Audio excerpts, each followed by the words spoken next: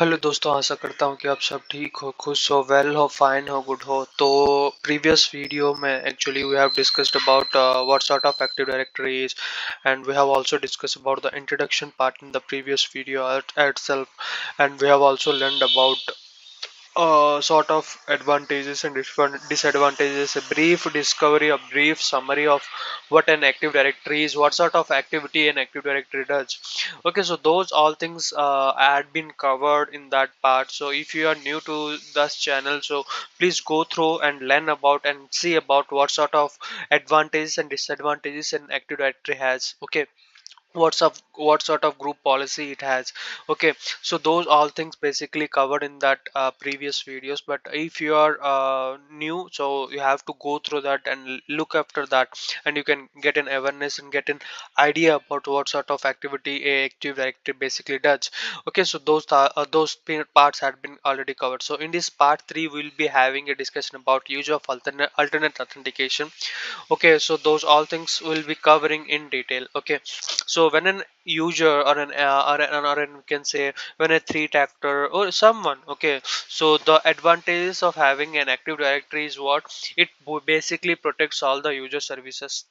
Okay, whether it is an on-prem, okay, on-prem ADs we can say, okay, ADFS we can say, on-prem active directories ADFS. Okay, so when an user or a C, this is how actually the basic blueprint basically works, folks. Okay, so let us proceed further and get in detailed study after that. Okay, use of alternate authentication. So here what sort of activities or alternate authentication basically a threat actor usually has, and what sort of activity he or she basically does is the main point of known thing which we have to discuss about. So when an adversary attack on a system can often bypass the normal access control, okay, basically by using what alternate authentication material. Okay, what sort of material they basically use is all about the password hashes. Okay, rather they basically use Kerberos tickets, or they basically use application access tokens. Okay, so these were the three materials or authentication materials, basically an adversary basically uses. Okay, so again I repeat, one is password hashes. Okay, another is Kerberos ticket, and last and finally is all about application access token. Okay, so these three. Okay, so this technique known as what, this technique known as T1550. Okay, in the Mitri attack framework. Okay, which basically enables the attacker to move laterally into the environment or within the environment. Okay, or within an environment and gain the unauthorized accesses. Okay, so this is the main intention of what the attack scenario basically an adversary uses. Okay, one is pass the hash or password hashes, Kerberos ticket, applications access token. Okay, so this technique is very vital and very important, folks, when we discuss about the uh, adversarial techniques. Okay, so then after in this session we'll provide, okay, so this session I will also provide a detailed description of two techniques. Okay, detailed description of two techniques. What are the two techniques? One is use of alternate authentication method. Okay, it basically comes under what, Mitri framework. Okay, okay, so let me erase this. Okay, Mitri framework. Okay, so this session basically provides a description about two sub techniques use of alternate authentication method. Okay, one technique is what, T1150, and there is T it basically comes under, right, it basically comes under that itself. Okay, one is pass the hash and there is pass the ticket. Okay, so what sort of activity a pass the hash actually does, everything will be covering in this chapter as well. So when we discuss about T1550.002, okay, under a Mitri attack framework, so this pasta hash or PTH is an identity based attack, folks. Okay, so it is what, an identity based attack. Okay, that basically what it basically does is that it leveraged by an attacker to gain access to additional system. Okay, it basically what it does, it basically leverages an attacker to gain access to the additional system and also privileges, okay, within a network. Okay, once they have already compromised the system. Okay, once they have already compromised the system. Again I repeat, The pass the hash is an identity based attack that is leveraged by attacker to gain access to additional system privileges, okay, within a network once they have already compromised the system. Okay, so it typically, okay, in a typical pass the hash scenario, adversary one is gain initial access to target network, and that is steal or dump hashed or user credential, or we can even say uses of dumped credential. Okay, so these were the typical pass the hash scenario where the treat actor basically does, okay, either by gaining the initial access to the targeted network, okay, or by steal or dump hashed user credential, or uses a dumper credential. So to create a new session, okay, to create a new user session on a compromised host. Okay, so this is how actually the scenario of a compromised pass the hat attack basically works with. Okay, so when we discuss about as opposed, okay, as opposed to the other attacks, pass the hash attack represent a unique form of credential theft. Okay, so what it represent, it basically represent a unique form of credential theft. Okay,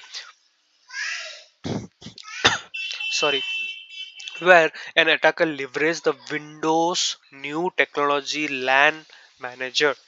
Again I repeat, new technology LAN manager NTLM authentication protocol to authenticate to a remote system using the pre-pounded hash on a valid user password.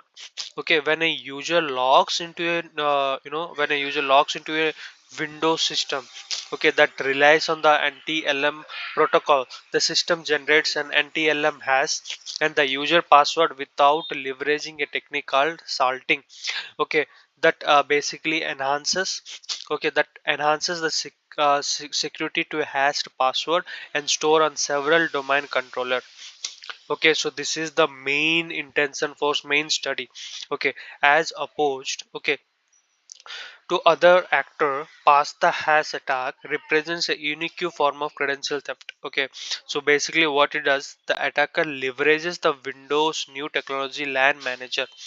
Okay, it leverages what, the NTLM authentication protocol, okay, to authenticate to a remote system, to authenticate what, a to remote system or RDP system using pre-pounded hashes of a valid user password. When the user logs into the Windows system, okay, that basically relies on the NTLM protocol, the system generates NTLM hash. Okay, the system generates what, an LTNM hash with the remote system protocol, okay, of the user without leveraging technique called salting that enhances the security of hashed password stored on several domain controllers. Okay, so here what actually another thing is that the hash is a unique digest output. Okay, what sort of hash basically comes, okay, you might have a question on that as well. So an hash is what, an hash is a unique digested output of one way mathematical function, okay, that takes an input of various sizes. Would it be a classical novel or a, okay, so it may be some classical novel or a 8-digit password also, you can say it is a unique sort of thing, folks. Okay, and what it does is that and it basically returns a fixed size string, okay, of character. Okay, it basically what this does is that it returns a fixed size string of character. Okay, as the function of digest as a function are designed to one way, okay, such that meaning that having an output, okay, so it should be computational, okay, computational infeasible for an adversary, okay, to reverse the output basically, we can even say. Okay, such that we can say an example to gain the clear text input password. Okay, hashing is still a prevalent security practice, okay, against data breach attack. Okay, so this is what actually an hash basically is.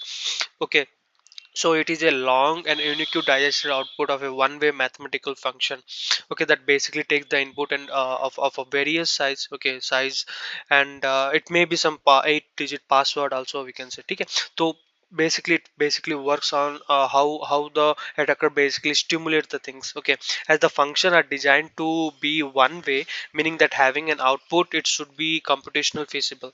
Okay, for an adversary to reverse the output, okay, or to gain the clear text inputs or password. Okay, so here what actually does is that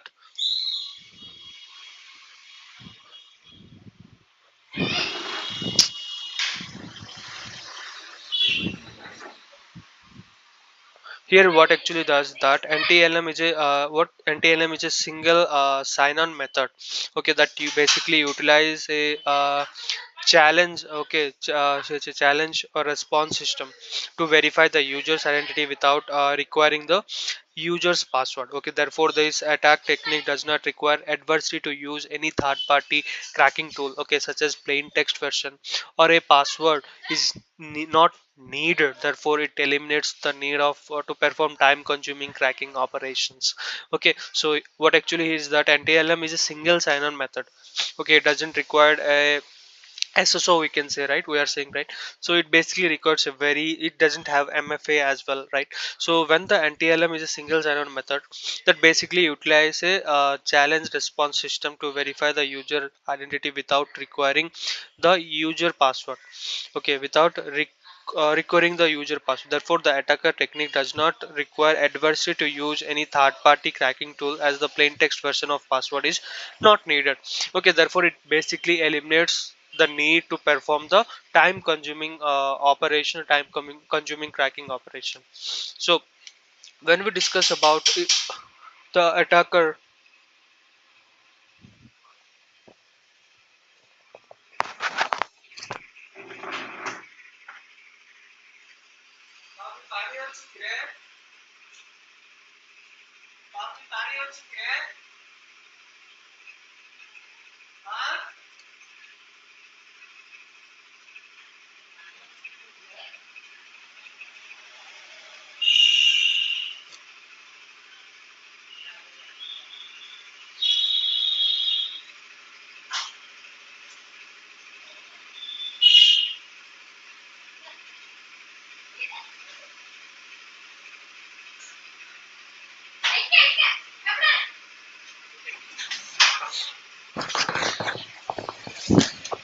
So if an attacker obtains the NTLM hash of a user password through means of extracting it from any of the sources, so memory or from system.root.config.sam file, capturing it during the network transmission, or basically by doing what, dumping it from a backup or image system.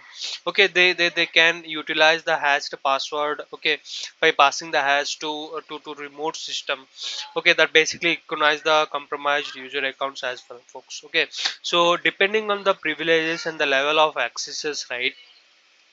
Okay, of the compromised user, adversary may gain full system access, fully perform lateral movement attack.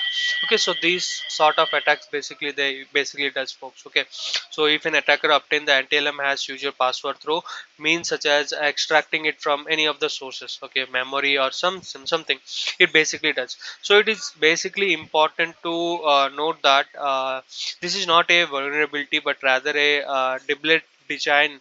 Okay, choice admit at reducing friction and improving the overall user experiences. Okay, so then after tools and techniques to perform past the hash attack. So basically what an actuary advisory basically does is that, so adversary, okay, pass the hash attack can execute by utilizing various publicly available tools. What are the different publicly available tools, such as mimcached and evil rinware. Okay, as well as built-in PowerShell CMD let. Okay, attacker often, okay, attacker basically what is that, attacker often employ these tools. Okay, or commands, okay, to extract the hash for from the memory of a compromised system. Okay, and basically another thing they basically does is that it then uses it to gain access to other systems on the network. Okay, so mimcast, the use of mimcast of or for the pass the hash attack, consisting of three main steps. So in the coming video we'll be having a discussion about the tools and techniques. Okay, so one is mimcast and that is evil win. Okay, as well as built-in PowerShell CMD let. Okay, so where the attacker often employs these tools to components, okay, commands to extract the hashes from the memory of a compromised device. So in the video itself we have discussed about what hash is. Okay, hash is a unique digestive output of a one-way mathematical function that takes input of various sizes and returns a fixed string, okay, character. As this function are designed to be one way, okay, meaning that having output, it should be computationally feasible for an adversary to reverse the output, okay, to gain the clear text input password. Okay, hashing is still a prevalent security practice against such as data breach, right? So we have discussed that as well. Okay, so in the next video, or we can say in the end, we have a clear glimpse from Microsoft as well. Okay, what sort of pasta has and other credential theft, okay, and use of technique, basically adversary touch. Okay, so one is an attacker. Okay, so here it is the blueprint also, I can say, folks. Okay, let me take my cursor ledger. Okay, so lapse time 8 hours or less, lapse time 24 hours or less, lapse time 48 hours or less. So this is the attack scenario. One is get credential, get data, get control. So here is the approach of pasta has. One is malicious tactics, which we have already discussed, right? One of the tactics pasta has. Okay, so where the credential of an user is been dumped through passing or has. Okay, so has is also we have discussed, right? An 8-digit unique character input to output. Okay, okay, so here what actually does a malicious tactics as a social engineering technique, or basically it may be some phishing schemes, okay, that basically been used to trick the personal and obtain the credential of a network accesses. So most organizations do not recognize them, okay, when an attacker are already within the network and have accesses to information such as mails, confidential documents, and other intellectual properties. So okay, so this is the techniques or initial access also, you can say, right? So then after get the data, the attacker does not stop. That attacker took for the next set of credential, okay, with elevated permission to access the server. Once the elevated credential are obtained and server are compromised, the organization risk losing revenue and brand reputation as well. Then after get control, the ultimate goal of the attacker to make the gain to access to domain controller and credential, okay, central clearing hubs for all credential and identities was the compromised. Oh, okay, once compromised, an attacker has complete control over the entire organization as well, folks. Okay, so all assets, okay, intellectual properties and physical properties and personal information are in jeopardy. Okay, so these are the things, folks. These are the things basically happens in pasta has. Okay, so create a planned approach, use these strategies and features to mitigate the things.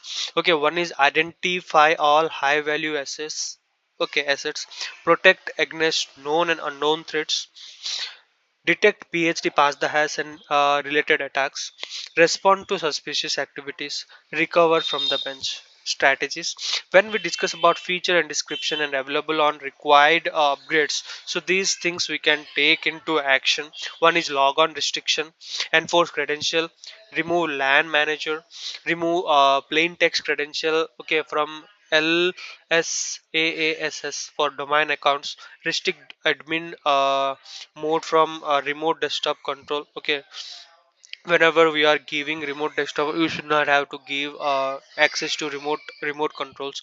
Protect user, okay, user security group client, okay, side protection, protect user security groups, authentication policy and authentication policy silos, okay, LSA protection. So these sort of activities are we can also even perform, okay, in the form of feature and also in the form of description. Okay, so this is all about the clear print of how the pasta has basically works, folks. Okay, so thanks for having your time. Okay, Thanks a lot, folks.